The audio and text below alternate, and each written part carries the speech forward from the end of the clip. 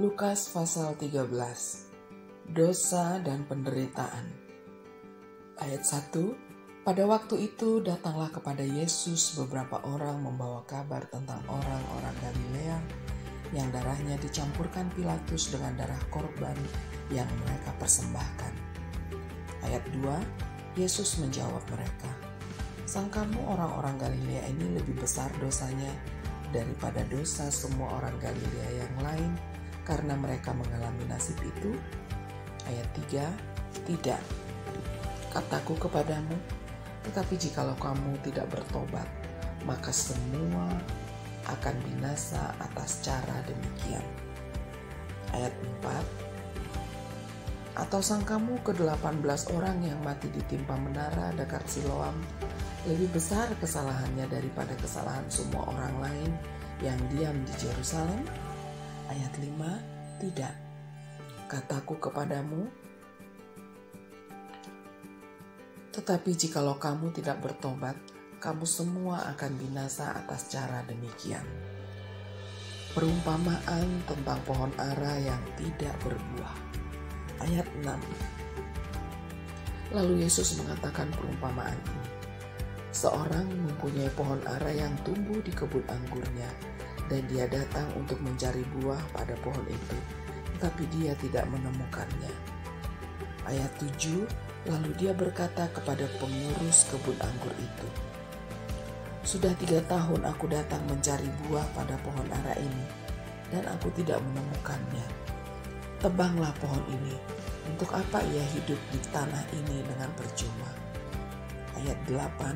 Jawab orang itu, "Tuhan, biarlah dia tumbuh tahun ini lagi.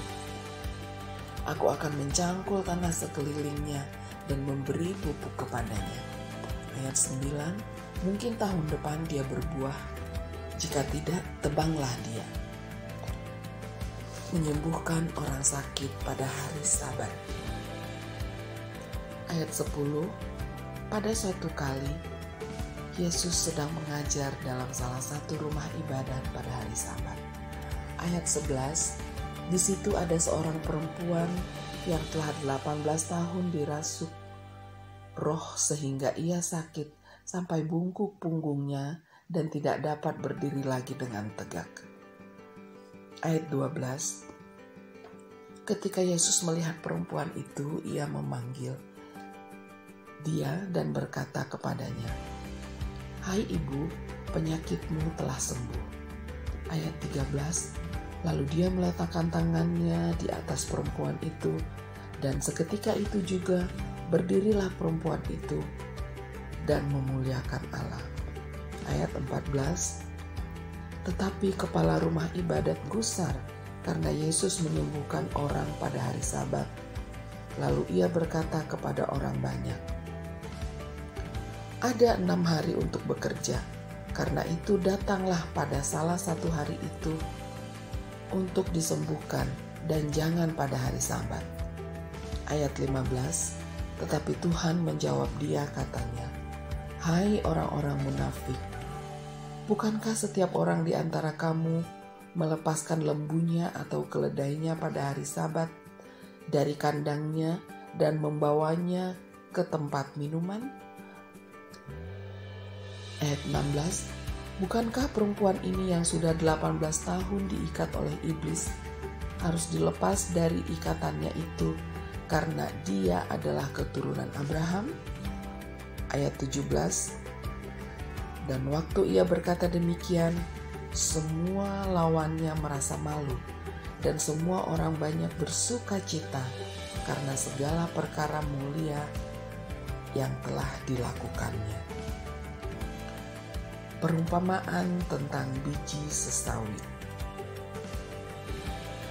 Ayat 18.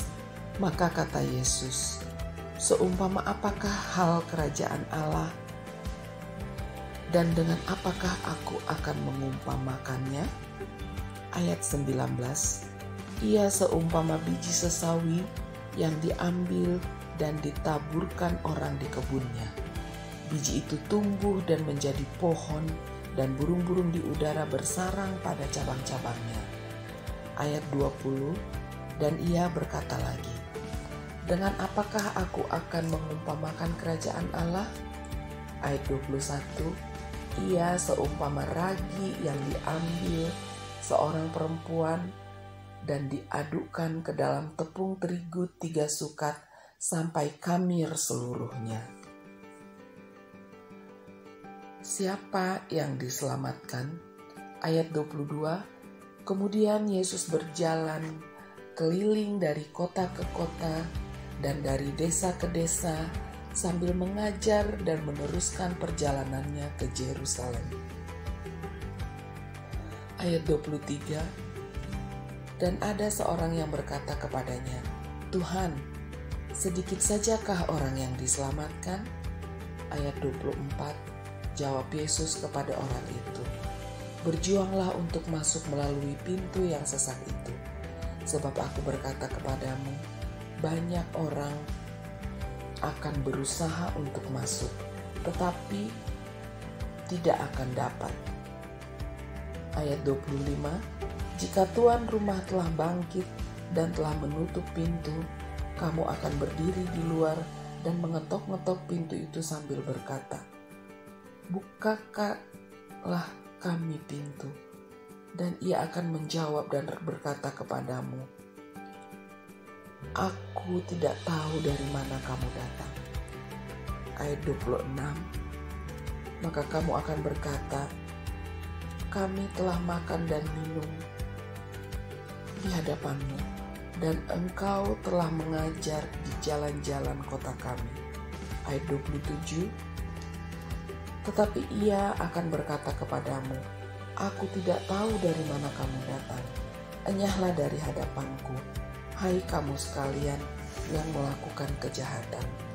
Ayat 28, di sanalah akan terdapat ratap dan kertak gigi apabila kamu akan melihat Abraham dan Ishak dan Yakub dan semua nabi di dalam kerajaan Allah, tetapi kamu sendiri dicampakkan keluar.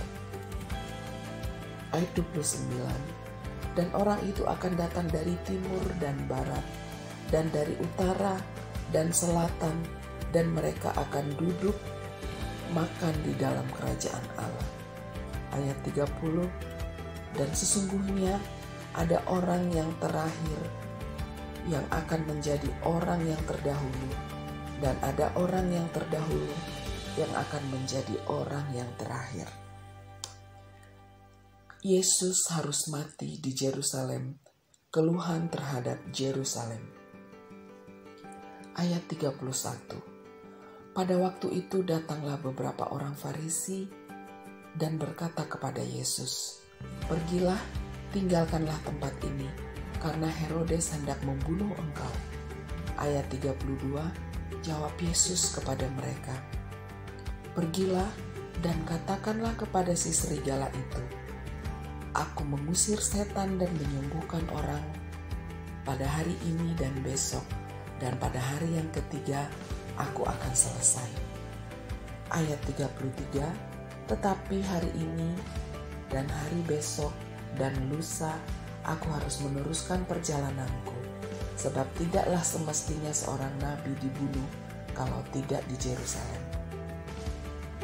Ayat 34, Yerusalem, Yerusalem, engkau yang membunuh nabi-nabi dan melempari dengan batu orang-orang yang diutus kepadamu. Berkali-kali aku rindu mengumpulkan anak-anakmu, sama seperti induk ayam mengumpulkan anak-anaknya di bawah sayapnya. Tetapi kamu tidak mau. Ayat 35, sesungguhnya rumahmu ini akan ditinggalkan dan menjadi sunyi.